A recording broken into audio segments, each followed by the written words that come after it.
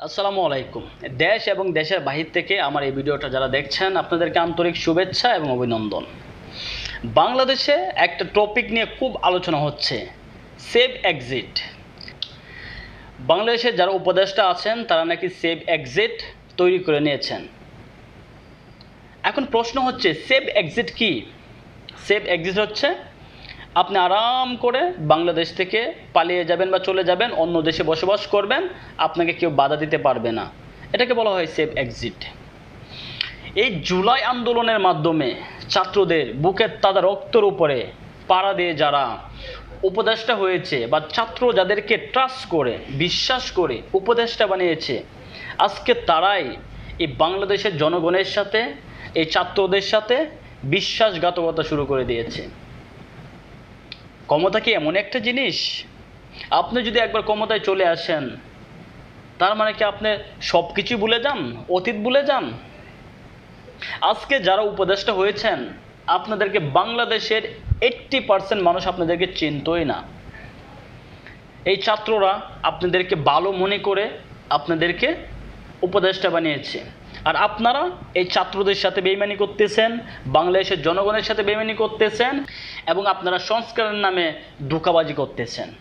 আমরা এটা বিশ্বাস করি, আপনারা উপদেষ্টা হওয়ার পরে অনেক টাকা উপার্জন করেছেন, এই টাকা দিয়ে এখন দেশের বাইরে আপনাদের থাকতে হয়।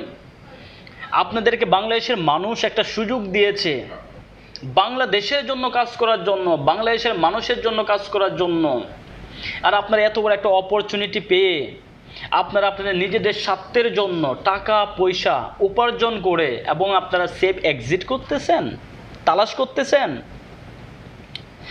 আপনারা সেফ এক্সিট পাবেন যদি বাংলাদেশে কোনো একটা দুর্ঘটনা ঘটে যায়, এর যদি এক সপ্তাহ আগে যেতে পারেন তাহলে আপনারা সেফ এক্সিট পাবেন। এখন প্রশ্ন হচ্ছে বাংলাদেশে কখন এই দুর্ঘটনাটা ঘটবে এটা কিন্তু ওনারাও জানে না, আমরাও জানি না। এটা হট করে ঘটে যাবে, আর যদি হট করে ঘটে যায় তাহলে আপনারা সেফ এক্সিট দিয়ে কোনো কিছু করতে পারবেন না। কারণ আপনারা কোন দিক দিয়ে যাবেন? আপনাদের তো এয়ারপোর্ট দিয়ে যেতে হবে, তাই না? আপনারা তো আর হাওয়া দিয়ে যেতে পারবেন না, যে আলিফ লাইলার মতো হাওয়া দিয়ে উড়ে উড়ে চলে যাবেন অন্য দেশে, এটা তো পারবেন না।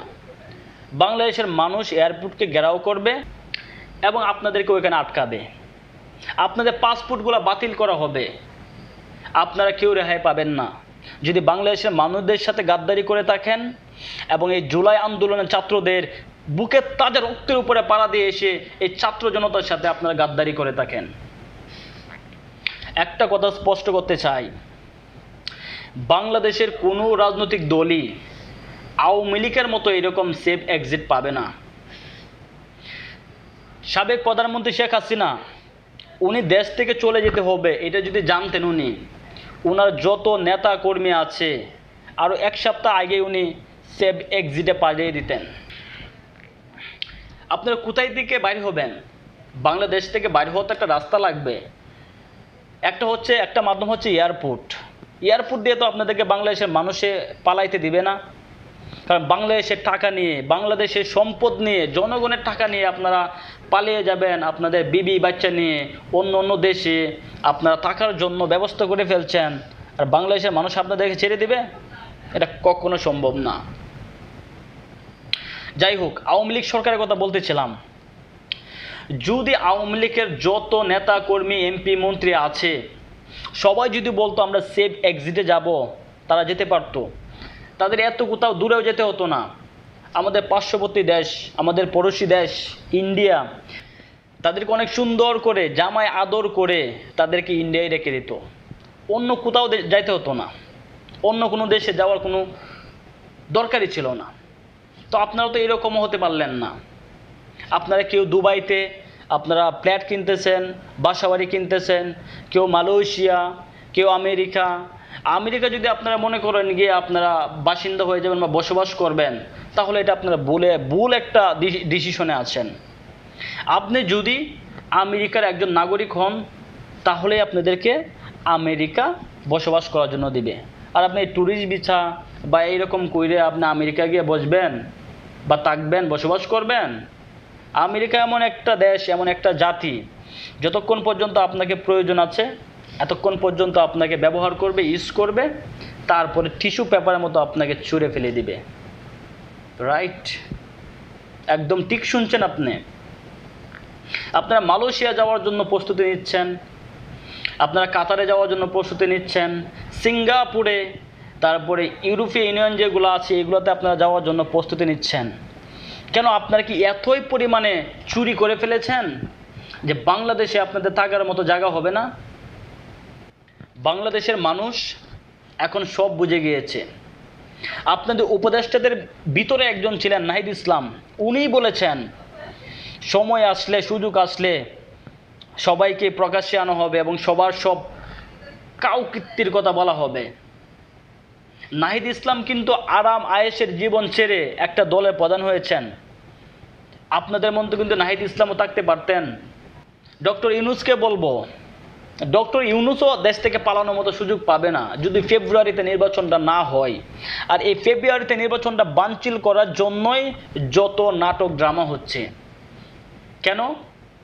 যদি নেপালের মতো একটা দেশে যেই দিন সরকার পালিয়ে গিয়েছে এর 2 দিন পরেই তারা ডিক্লেয়ার দিতে পারে আগামী 6 মাসের ভিতরে জাতীয় নির্বাচন দিবে, তাহলে আমাদের এত সময় লাগে কেন? বাংলাদেশে সংস্কারের নামে কোনো কিছুই হয় নাই, শুধু বাংলাদেশের টাকা পয়সা আরও লুটপাট হয়েছে, এছাড়া বাংলাদেশে কোনো উপকার হয় নাই।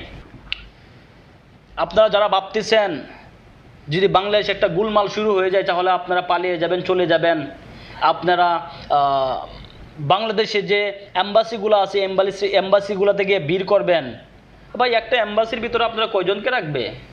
হয়তোবা পাকিস্তানে 4-5টা লোক রাখতে পারে, হয়তোবা আপনাদেরকে কয়েকদিন রাখবে, তারপরে আপনাদেরকে ওখান থেকে বাইর করে দিবে।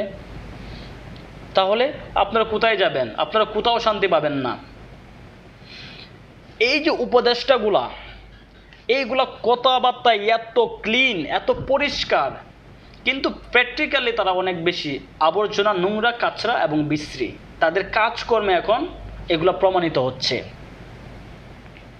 বাংলাদেশের মানুষ চেয়েছিল হাসিনা সরকার যাওয়ার পরে যাদেরকে নতুন করে উপদেষ্টা বানানো হয়েছে, এই সরকারের আন্ডারে যারা আছেন তারা দেশ নিয়ে কাজ করবেন, দেশের জনগণকে নিয়ে ভাববেন এবং দেশের সম্পদগুলা রক্ষা করবেন। আপনারা দেশের সম্পদ রক্ষা করবেন তো দূরের কথা, আপনারা আপনাদের নিজেদের পকেট বাড়ি করে আপনারা সেফ এক্সিট করছেন, তাই না? This is politics. একটা কথা মনে রাখবেন, ক্ষমতা এমন একটা জিনিস, এটা যদি কেউ তাহলে এটা ছাড়তে কেউ রাজি হয় না। এটা মানুষকে একদম জঘন্য থেকে জঘন্য পর্যায়ে নিয়ে যায়। ডক্টর ইউনূস স্যার কী করলো? উনি ক্ষমতা আসার পরে ওনার যতগুলো কেস ছিল এইগুলাকে টুকটুক করে একদম ক্লিন করে দিয়েছে। আজকে যদি বাংলাদেশে এরকম আর একটা বিশৃঙ্খলা সৃষ্টি হয়, আপনারা তো জানবেন না কখন হবে। আর জানার 1 সপ্তাহ 15 দিন আগে তো আপনারা দেশ থেকে পালিয়ে যেতে পারবেন না। যদি পালিয়ে যেতে পারেন তাহলে আপনারা ওইখানে গিয়ে শান্তিতে বসবাস করতে পারবেন। আজকে বাংলাদেশে কোনো বিশৃঙ্খলা সৃষ্টি হয়ে গেল, আন্দোলন শুরু হয়ে গেল, উপদেষ্টারা ইচ্ছা করলেই পালিয়ে যেতে পারবেন না। কারণ আমরা রিসেন্টলি একটা জিনিস দেখেছি, আমেরিকার মতো একটা দেশে বাংলাদেশের প্রধান উপদেষ্টার সাথে যারা সফর সঙ্গী ছিলেন তাদেরকে কত অপমান, অপদস্থ করা হয়েছে। বাংলাদেশের মানুষ, দেশ এবং দেশের বাহিরে সকল শ্রেণীর মানুষ এখন বাংলাদেশে যারা ক্ষমতায় আছে তাদের প্রতি অনেক বিরক্ত অবস্থায় আছেন। আপনাদের দেশের বাহিরে এরকমভাবে লঞ্চিত হতে হবে, এরকমভাবে অপমানিত হতে হবে, এটাই বাস্তব।